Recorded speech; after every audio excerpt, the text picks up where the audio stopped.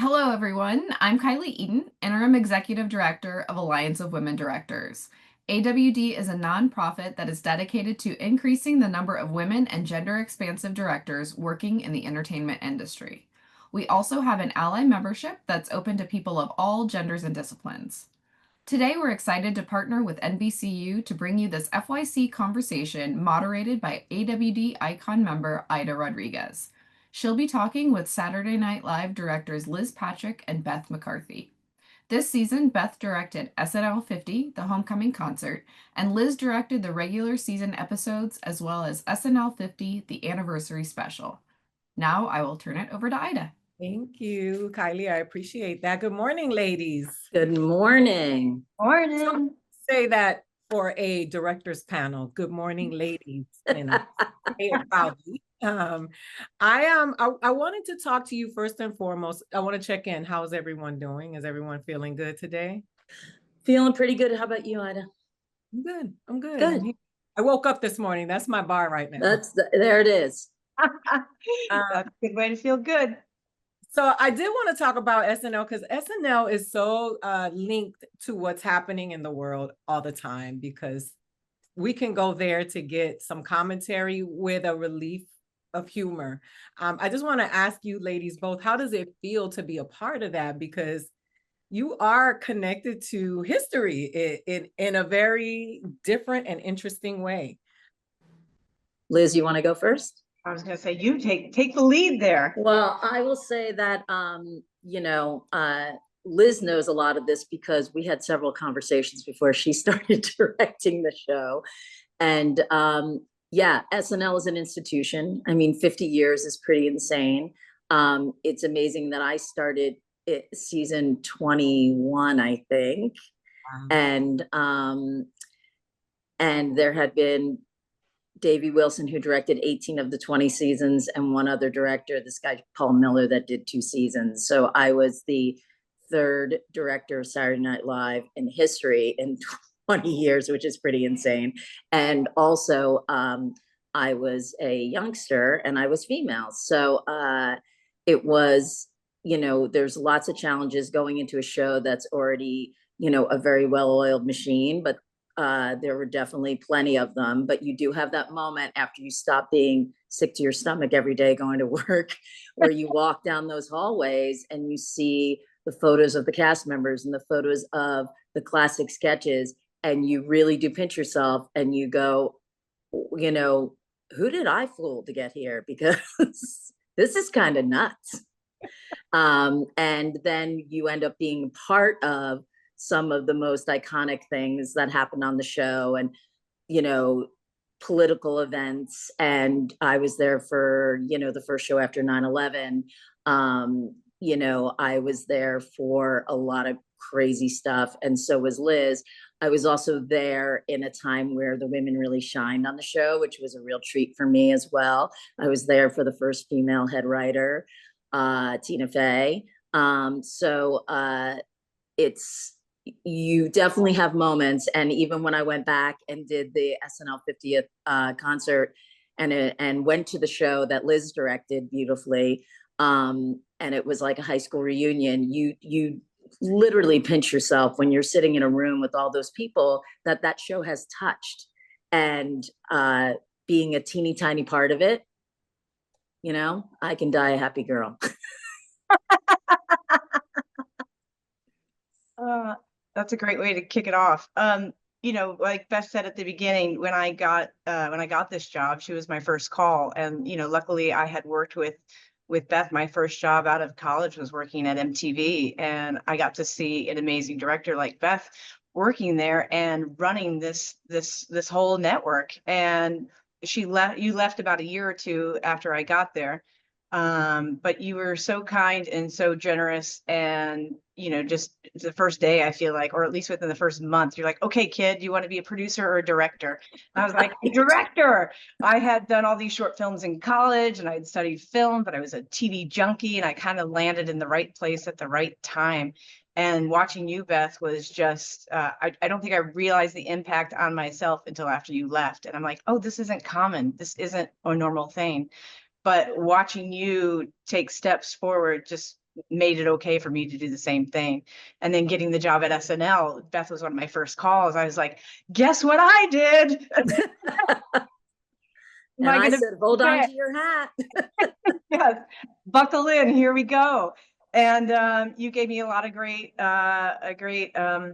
ideas on how to survive, but you also cleared the path for me. As the first woman there, you opened a lot of doors for me and made my job easier in a lot of ways. And I was welcomed by the crew and the staff, and it's been a fun ride. And yes, to be a part of this iconic show, and every day I feel like, or every week there is some kind of water cooler moment, and sometimes a historic moment. And like, this year it was great when we had Kamala Harris on, and then getting to work with like Dana Carvey and Maya Rudolph, who were before my time. And it was just, it's just been, a great pleasure. And I'm incredibly grateful to be a part of it.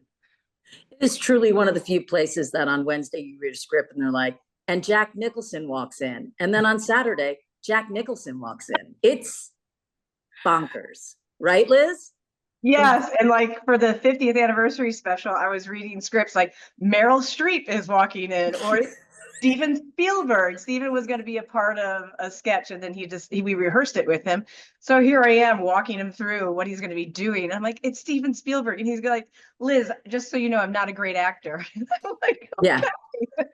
And then Robert De Niro. Robert De Niro was part. Oh my God, the best. He's the best. Yeah, it was a lot of fun. So how soon in advance do you get the scripts? Wednesday morning. So you said Wednesday morning.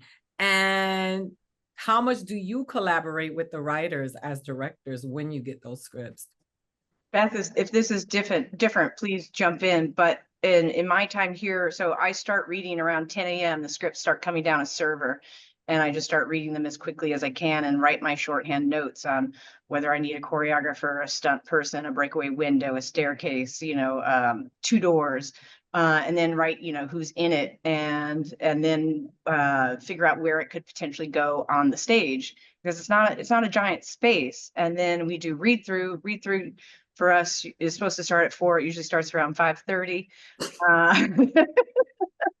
It goes until maybe 9 o'clock. And after that, I meet like a preliminary meeting with the supervising producer and with Leo, our production designer, just to go over where we all think everything can fit. And then we go into Lauren's office, and then we see what's moving forward. And that's why your notes are so important throughout the day, because you don't have a lot of time to think about it. And like in terms of collaborating with the writers, it doesn't happen really until the next day on Thursday and Friday. So yeah, the week for the director starts on Wednesday. The writers and the cast write on Monday and Tuesday. Monday you have a pitch meeting with the host in Lauren's office. Tuesday, Monday night the writers and the cast write all night. Tuesday night they write all night.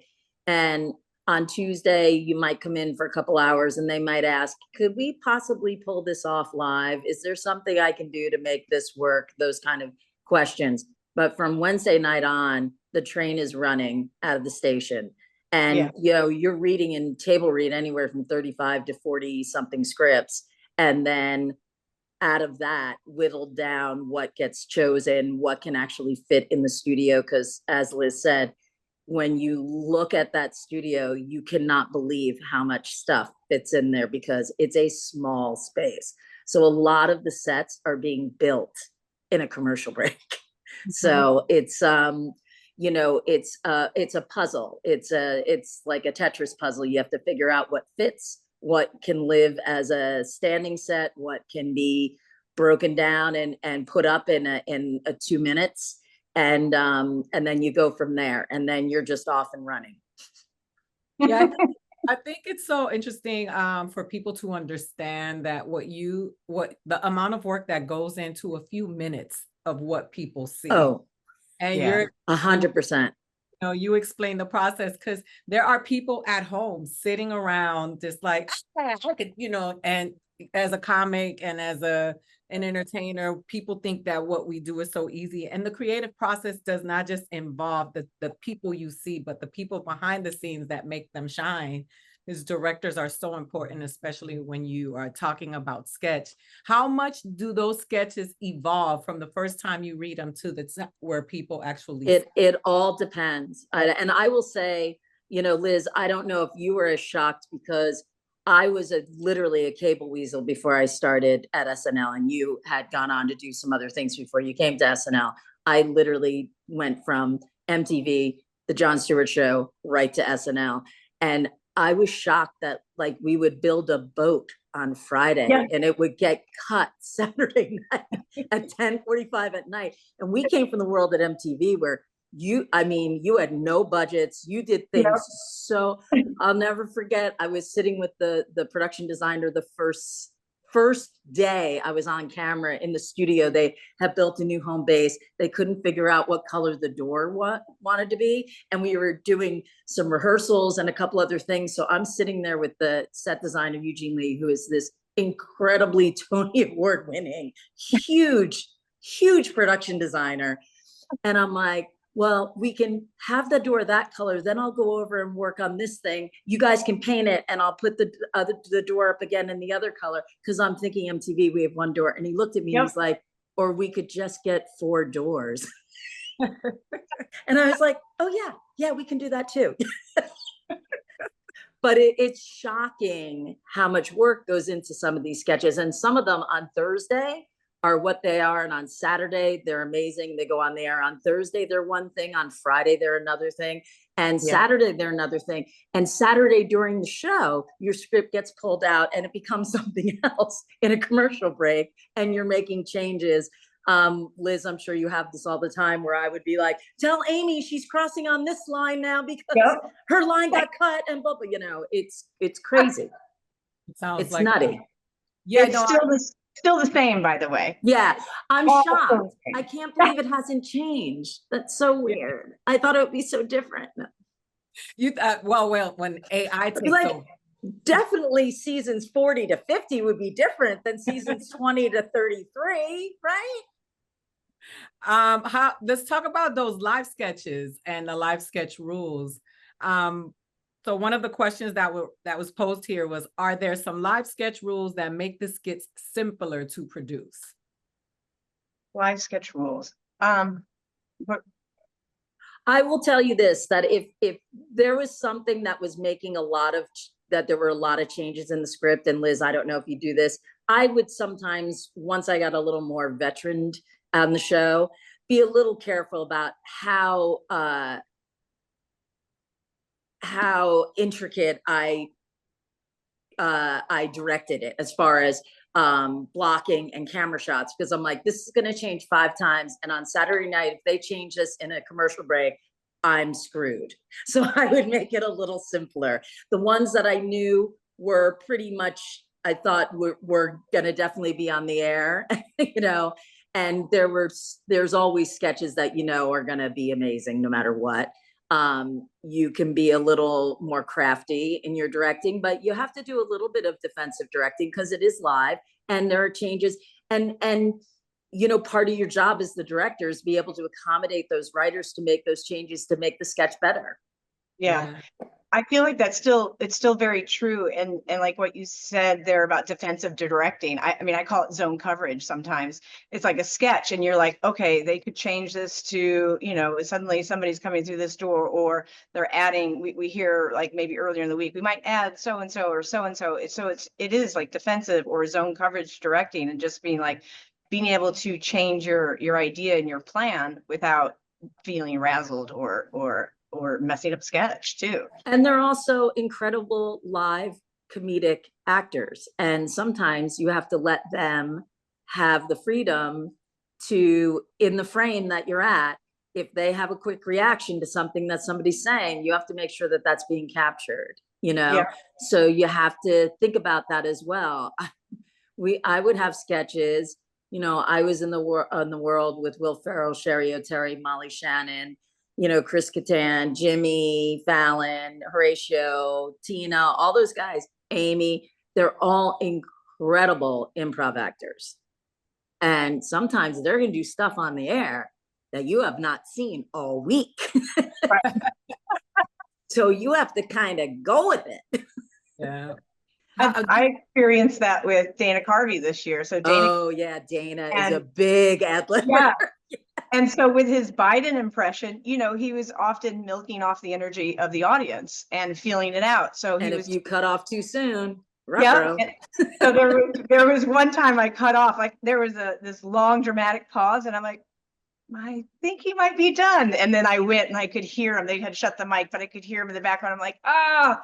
So I talked to him in the show, and I'm like, look, I don't want to mess up what you're doing. I'm learning your Rhythm. It is. And yeah, and once you work with them a little bit more, then you finesse it. But he was like, Liz, I'm so sorry. I'm like, no, my fault. And he's like, how about this? I'll promise you, I'll always give you the last line on the cue card. There you go. That's And, you know, great. you got to feel it out. I mean, the same thing happened with Steve Martin and Martin Short. When they come on and host, they like to feel it out a little bit. And Marty and Steve, stop. But they're brilliant, and you want to give them that freedom. Yes, they are, you know, they're that good. Yeah. Do you ever have a sense of what's going to go viral, and where you know there's going to be a social media reaction? There are certain sketches. I mean, I knew going into rehearsal, I not into rehearsal, but after dress, I knew the cowbell sketch was going to be huge. Okay. I knew Lazy Sunday, the first SNL digital short, and I didn't direct that. Akiva Schaffer did. When I watched that in dress rehearsal, I'm like, oh, this thing is, people are going to go nuts for this. Yeah, I thought, you know, the first time we had the cheerleaders on, I knew that they were going to be big. I knew the first time Molly did Mary Catherine Gallagher, and it kind of got a lukewarm reaction at dress, and they were deciding whether to put it on air. And I was like, oh no, this character is going to be huge. And Lauren's smart enough to know that that character was going to be huge. Yeah. Well, I guess this year we had, it was Domingo was a big viral sensation, but I think we walked away Saturday night going, hey, that was fun. But, and not that it was, yeah, but not realizing it was going to blow up, but just watching and listening to Ariana Grande, she was the first one, and it sing poorly was just in itself. I couldn't stop laughing from that. I don't know. And that's a hard thing to do when you're a really good singer, to sing badly.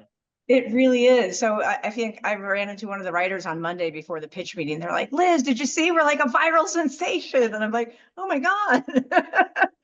So it's really cool when those moments happen. Do you guys sit in the editing bay with the for your episodes? So because we're live, pretty much what happens is what goes to air. We don't do the films, the short films. Okay. But you know, sometimes if something goes really awry, I might send up an edit note or two. But besides that, no. Yeah, and I would pre-tape some things, so I'd give notes to the there's an AD that sits in the edit bay. And yes, I would send notes up, but you don't sit. They you know, edit shows for best ofs and all that stuff all summer. We're not involved in that. Yeah, got it. So I have a list of questions that came from different people. So I'm asking them as I go, and then trying to throw my questions in there. So I want to make sure that I get everybody's happy when they walk away, including myself, because women need to be happy. That's right.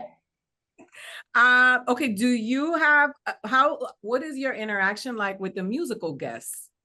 Is it a very big, what the question is how do you work with the musicians? How about when they have a choreographer? How different is it working with a separate musical guest and a host versus someone who's doing both? Liz, do you want me to go first? Or, you know, her musical performances are very different. When I was at SNL, it was very classic. You use the SNL musical stage and you performed on that stage. And sometimes we would enhance it a little bit. Obviously, there'd be choreography. The biggest thing you would deal with artists is, you know, they have to fit on a kind of a small space. So sometimes when people either had bigger bands or had choreography, we help them kind of figure it out and work that out. Now the performances have become very branded and very specialized. So I'm sure Liz is much more involved ahead of time, talking to, most of the time the artist showed up and we did what we could do for them. AC/DC was on the show the first time, and I pitched Lauren like on a Monday, I'm like, we should do pyro for AC/DC. So we did a little pyro for them, you know. So every once in a while we would do something special, but now it's like every week is a specialized thing. And when the host is the host and the musical guest, that's super fun sometimes. It's also super stressful for the host. So that becomes, you know, there are people that can do it handily, like the Justin Timberlakes of the world. Britney Spears was great at it. There are others that are really nervous about the acting part of it. So it's a little stressful for them to be the musical guest too. So you're kind of managing that stress a little bit. But Liz, I'll defer to you because I think, you know, your musical performances are much more stylized now. The artist has a lot more input, right? Yeah, it's grown a lot. And I feel like, you know, ever since like on the award shows, they started, you know, doing more elaborate type performances, it's kind of crossed over into our show. Some of the artists now, like somebody like Lady Gaga, we just had her in this year, and you know, 2 new songs, new album. She wanted it to be a hit, and she's very much involved in her creative vision. You know, we Zoomed 2 weeks beforehand so we could talk about the songs and talk about her wardrobe, talk about what the set was going to be, or what it wasn't even finalized yet, what she thought it was going to be and what she wanted to do. And then she came in on Monday actually to walk it through with her choreographer, and they told me their ideas of what they wanted to do. They wanted to start backstage for a certain song, and it's like, okay, well, where can we go? So I'm pitching them different ideas and then letting them walk it through and time it and see whether it worked for them. And then it's just collaborating really, and that's and then finding the right angles for the performances, but holding true to what you want to do, but also what they want. And so it's just one giant collaboration, but it's a lot of fun. I feel like, you know, Gaga was very much like that. She doesn't phone anything in, that lady. No, but she was but by the time, you know, we rehearse the music on Thursdays. So by the time Thursday morning is usually around, I guess, 1 or 2 o'clock. And then we go into sketch rehearsal. So she had all the music out of the way. So then she could just focus on acting in the sketches, which was great. Liz, I love that you're so SNL brain now. You're like Thursday morning at like 1 or 2 o'clock in the afternoon. It's morning. Yeah, it's morning for SNL time. It's totally morning. Worked with Gaga in the past. Correct, Liz? Yes. I did her first ever TV performance for, it was a MTV VH1 logo award show called the New Now Next Awards. I think it was 2007. And again, actually, just as a kid and just starting out, she was very much wanting to be involved in every process. So she's, you know, now you really have to pay attention to her. Oh, I just did this Netflix To Doom, and she did basically a Super Bowl performance on this stage that could not accommodate a Super Bowl performance, and she was ridiculously amazing. Nice. My son was there, and he texted me and he said, Mom, Gaga just destroyed this stage. So he was at To Doom? Yeah, he said she did. Oh, it was unbelievable. Yeah, he was like, she wrecked it. He was like, she was so good. I saw parts of it. It was amazing. I didn't realize it was you. Now I gotta go back and watch the whole thing. No, you're right. Night. So Liz, for the puppet Pip sketch, was that already written and prepped for Gaga? Oh, Pip was wait, hold on. It's a Dan Bula sketch. He's a writer and actually is very visual and can see things. So I don't know, because it was a short film that was a pre-tape that I'm not involved in, but I want to say it was just created that for her. Yeah, but you'd be surprised what gets written on Tuesday night and goes on the air on Saturday. Well, you know, Ida, just from the people you know. Well, no, yeah, I mean from Friday night and goes on the air on Saturday night is amazing. Yeah. Sam Jay was over there. Rosebud is there. Like we get to hear.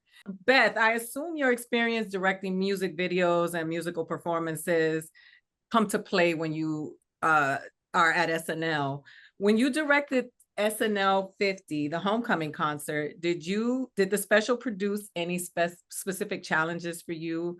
And was there a highlight or favorite moment from it that sticks out for you? The biggest challenge is, Ida, that since I was the multicam live director for a kabillion years, I became a narrative sitcom dramedy director. So I don't sit in that multicam chair a lot. So it's, you know, it's kind of putting some oil on some squeaky wheels. So I was a little panicked about, really, you want me to do this? Okay. And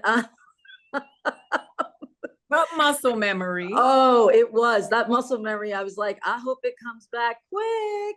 And thank God it did, because we had 2 days to rehearse that gigantic show with 2-minute commercial breaks with about 4,500 bands. I'm exaggerating a little bit.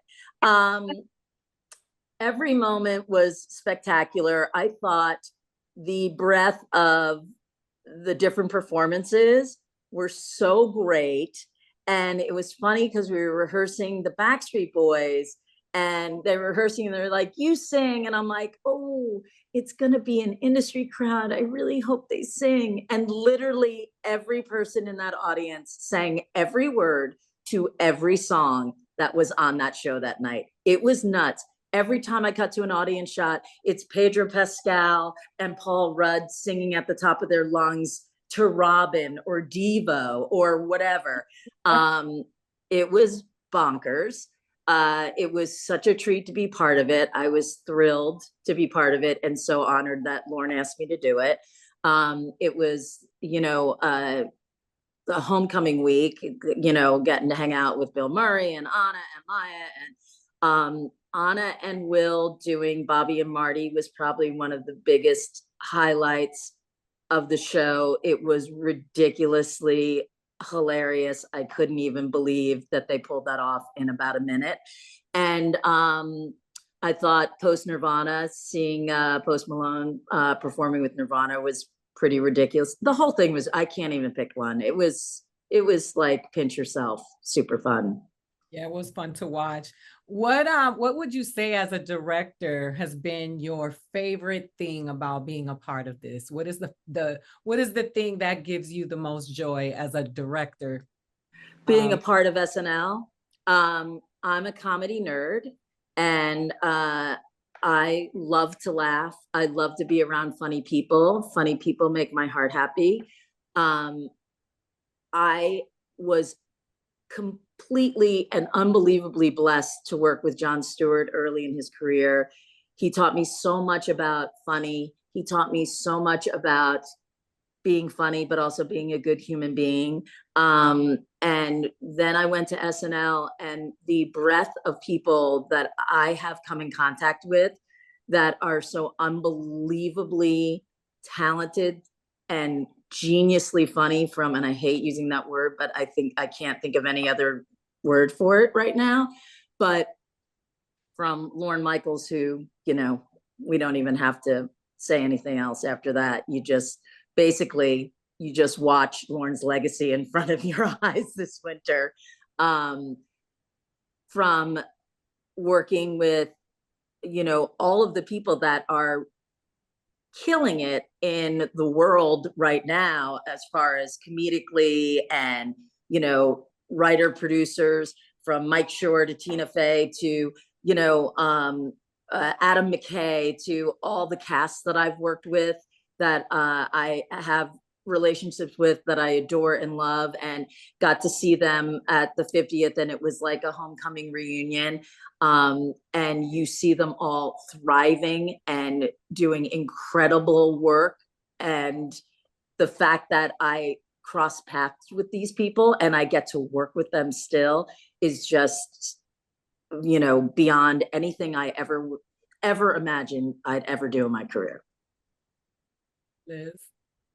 I mean, a lot of the same. I just feel very grateful to work with such talented people and to laugh every week. I mean, it's what a great thing. I mean, we work really hard, we work really long hours, but then to just be able to laugh while you're doing it is one of the best parts about the job.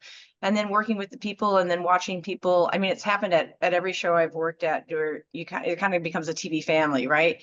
And then you go on and you move on. Like I started at MTV, and then I went to Ellen, and then now I'm here at SNL, and I've, done projects in between that stuff. I call those my day jobs, and then the other stuff, the other stuff. But you see where your TV family is moved on and doing something new, and it's just the same thing here at SNL. I'm not saying it as nicely as you did, Beth, but it's just really cool to watch all these people, move on and do big things. But also a part of this show, it's just the talent that comes in the door is just like mind-boggling. And it's like, wow, a pinch me moment where I get to work with these people and make people laugh. It's just incredibly joyful and fun, and also hard. Yeah. Let's not forget, hardest job you ever had. Yeah. The hardest part was, like, for me in the beginning, was learning when to sleep and eat and how to manage it all. And then now, I just finished season 4, and I'm like, okay, every year gets a little bit easier. I'm like, okay. And then you start throwing a little bit more of yourself into the work as well. It's like, at the beginning, it was like, okay, how do I get this sketch on air? And now it's like, oh, I can throw in this and I can do this. And it's just learning what you learn your limitations in that studio, and then what you can do, and then you push the envelope a little bit more and more. And Beth, you brought up a point earlier where writers might come to you on Monday or Tuesday to talk about, hey, could you do this sketch live? There was one sketch we did this year that Jimmy Falley and Kira wrote, and I maybe Heidi Gardner also, and it was a bungee class. And they're like, is this something you could do live? And my first response is like, this would be a great film. But it was, I talked to, the stagehands, and, can we actually rig this system in this space, and can lighting light it without shadows and stuff? And we came up with a way, and it was a really fun challenge, and it turned out to be a great sketch. You directed the anniversary special. How different was that from a regular episode? It's extremely challenging. I went back to watch the 25th that you did, Beth, and then the 40th that Don did. And I was like, okay, this is more like an award show presentational. And then it wasn't. It wasn't. We're going to throw in a lot of clips. And I think, Beth, maybe you guys did 4 to 6 live sketches. I'm not sure. But a lot of them were smaller sets and simpler sets. And then the ideas of the sketches were coming down, a few weeks out of what we were potentially going to do. And then, I want to say there was like 15, 17 live sketches on the board, and they all wanted to be big sets. And one of the challenging things in that studio, especially for the anniversary special, is they bring in a large bleacher and to add audience, because it's a pretty small audience. Yeah. So to add audience. So now all the floor space where you store your sets, and for camera movement, and just for anybody to move for that matter, becomes limited. So it just was a giant Tetris puzzle to figure out how to accommodate all of it. And literally, I think it was the night of the concert, I stayed and worked a little bit on my notes, and then chatted with, staging on how they were going to maneuver each changeover. And we had an idea of the flow of the show at that point. So they literally just were putting the set up and then pulling it down and seeing where they could store it, and then putting up the next one, and just seeing how they could maneuver each one. Just the traffic. Yeah. And usually some of that we figure out during dress rehearsal. But there was no dress rehearsal. It was just the rehearsal of the day.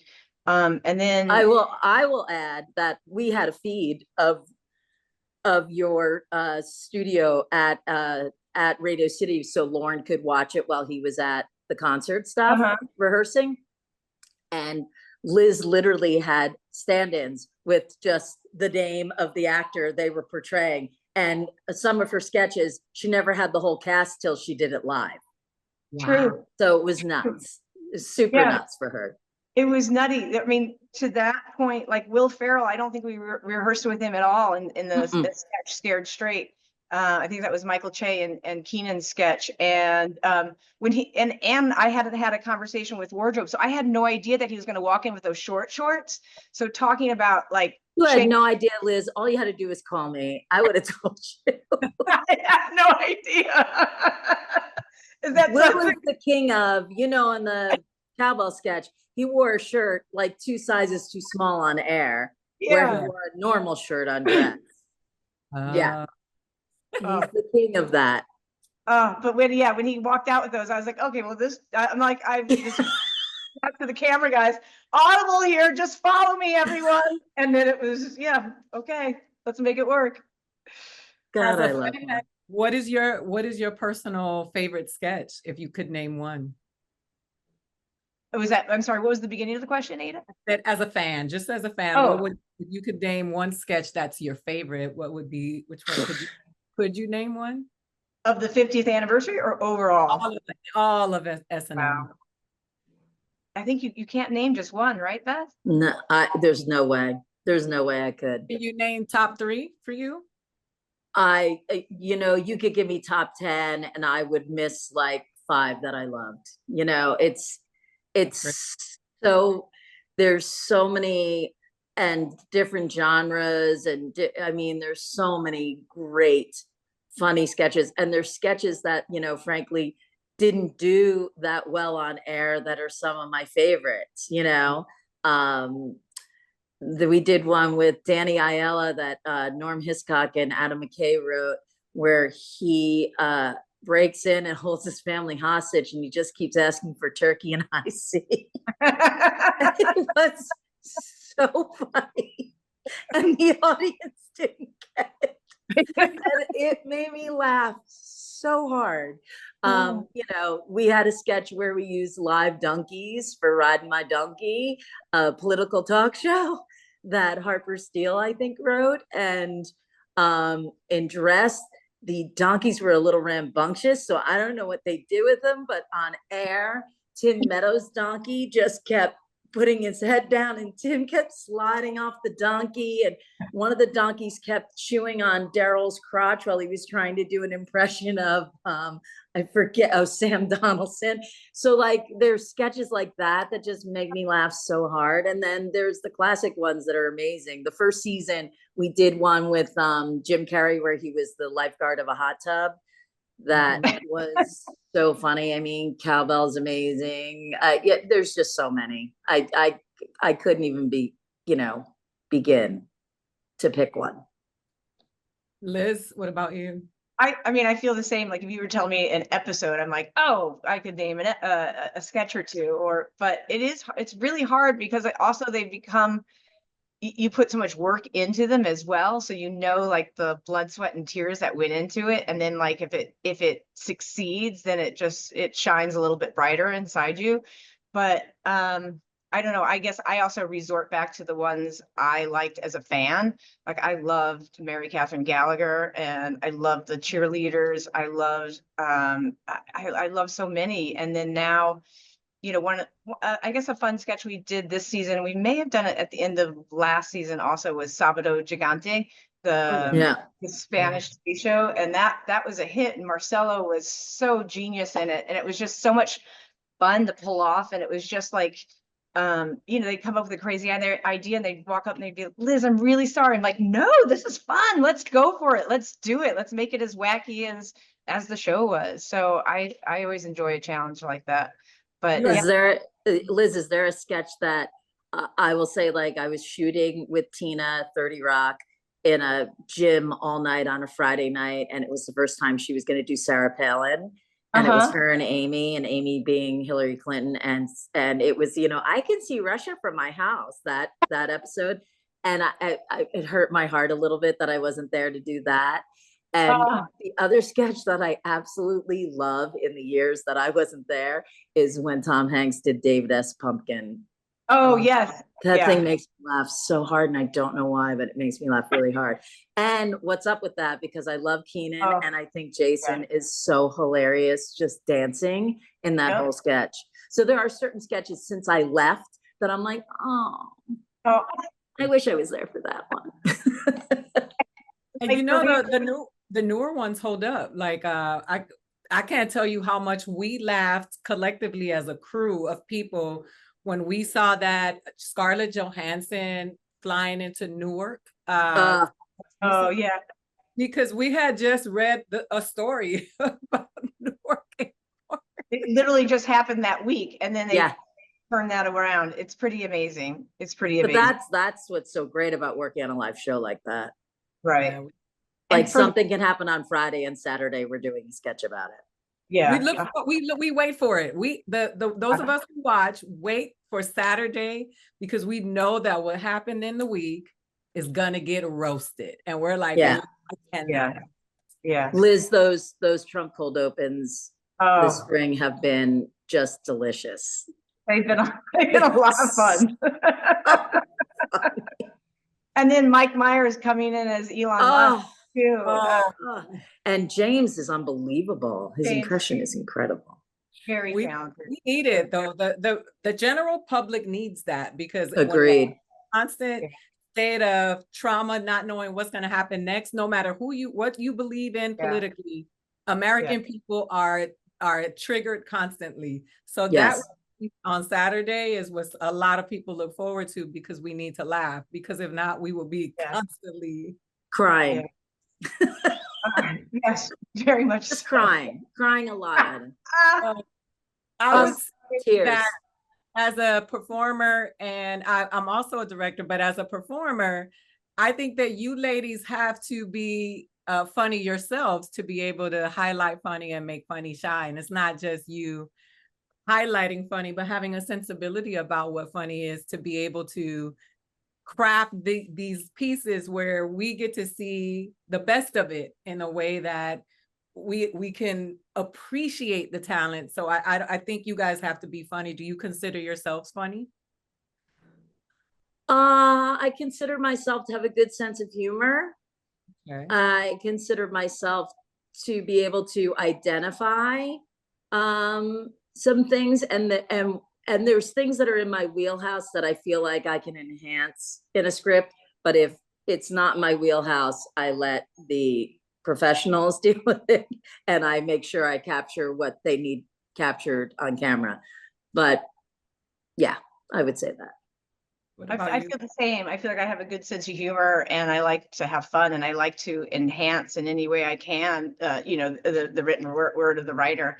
And then seeing like a cast member perform something in a certain way, it's like, oh, if you run with that and go in this direction a little bit more, it could lend itself to this. So it's fun collaborating with the writers on that stuff too. It's I think having a good sense of humor and being able to laugh about it all is the best approach. Well, I think you both have been a part of something bigger than just television comedy. It's also social commentary, it's political commentary, it's nostalgia. You said the Sábado Gigante episode. I said Marcos earlier, but I meant Marcelo. I grew up watching Sábado Gigante with my grandmother. That was the one thing that I connected with my grandma. And so when I watched it, I mean, I laughed, but I also cried a little bit because she's not here anymore. And it just took us all back. You gave all of Latin America a hit without even knowing it. And just to see Pedro, when I see Pedro, Bad Bunny, and Marcelo, I already know I'm gonna laugh, because I'm like, these three together, they should just have their own TV show. But that's what SNL does. It just plants these seeds of funny that allows you to see people in a way where they're not taking themselves seriously. So I just wanted to, in closing, if you could give any advice to new directors whose dream is to one day direct SNL or an SNL show, what would be your advice for them? Liz, what advice did I give you? No, I'm kidding. I mean, advice my mom gave me when I was younger was, dream big, go after whatever you want to do. Sorry, one of my dogs is coughing. I don't know if you hear that. I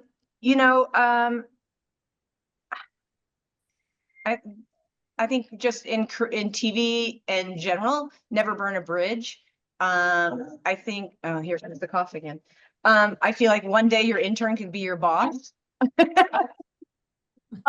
Sorry, hold on. And one day your intern could be directing the show you used to direct. Exactly. I was your PA. I don't know, believe in yourself. I think like it's a really hard a hard world out there. But believe in yourself and make yourself better at learning the craft. And I mean, I was a TV junkie. I watched so much TV as a kid. I was also in the sports, which I think helped me also be a team player and maybe a good leader on shows. And I think just enjoying what you do. Never burn a bridge. Beth, what do you think? I would say, early on, I took jobs sometimes that weren't necessarily the greatest. Like when I worked at MTV, you worked really long hours, you worked really hard, you did not make a lot of money, but it was like going to graduate school and getting paid a little money. You were also around, everyone else was your age. It was so much fun.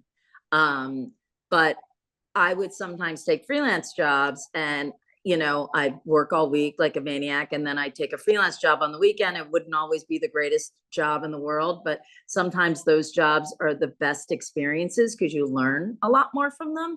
And I think lots of times I run into people nowadays that are like, oh, well, that's not really what I'm interested in doing. I really want to do that. And I'm like, well, you could get a lot of experience in doing this thing, and it may not be your optimum job, but you might learn a lot from it. And you never know who that person, sometimes I took these really small jobs and did favors for people. And 4 years later, they had this big, awesome show that they hired me for.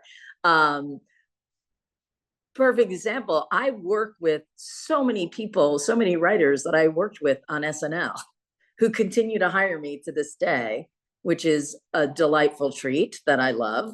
And they do incredible work. And I get to work on these great shows because I had a relationship with them on Saturday Night Live, and I worked hard with them, and I showed them I was a collaborative. I think the big thing for directing in comedy to me, and Ida, this from being a comedian, is it's very hard for comedy to be a solo voice. I think comedy is a team effort.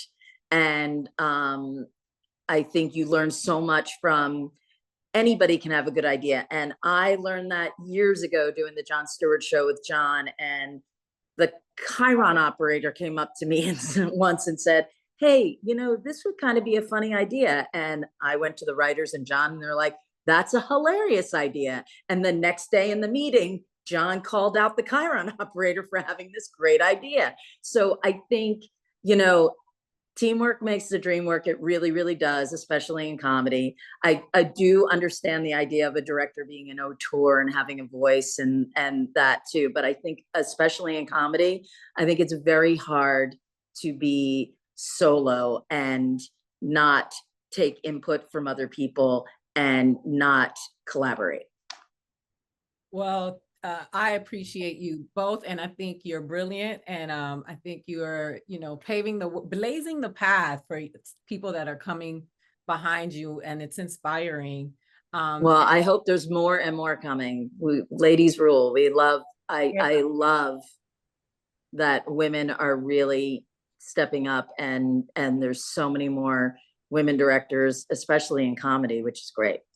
Yeah, no, I appreciate it as well. I want to thank you for your time, and thank you for your contribution to something that can be considered therapeutic for many of us. You just show up to work and you put in these long hours, and you don't know that you could be saving someone's life one day because what we actually end up seeing might be the only break and the only laugh that we get in a week of constant trauma. So thank you. And I wish you both luck and well. Thank you. Thank you so much, Ida, Liz, and Beth, for this amazing conversation on directing Saturday Night Live. For more information on AWD, please visit allianceofwomendirectors.org.